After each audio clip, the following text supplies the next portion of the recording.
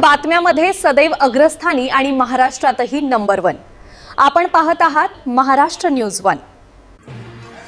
अकोल्याच्या मूर्तिजापूर शहरात धार्मिक उत्साहाचं वातावरण पाहायला मिळत आहे।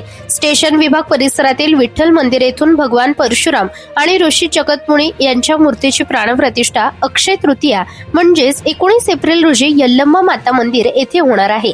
त्याच पार्श्वभूमीवर आज भव्य नगर प्रदक्षिणा काढण्यात आली।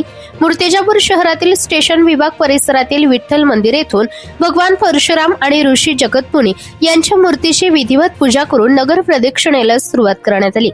ढोल ताशांच्या गजरात जयघोष करत आणि भक्तिमय वातावरणात ही मिरवणूक शहरातील प्रमुख मार्गांवरून काढण्यात आली। या नगर प्रदक्षिणेत महिला, युवक आणि ज्येष्ठ नागरिक मोठ्या संख्येने सहभागी झाले होते।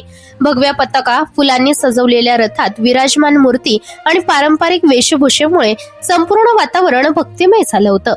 महाराष्ट्र न्यूज 1 साठी संपादक इस्माईल शेखसह प्रतिनिधी श्याम वाळेसकर, मूर्तिजापूर।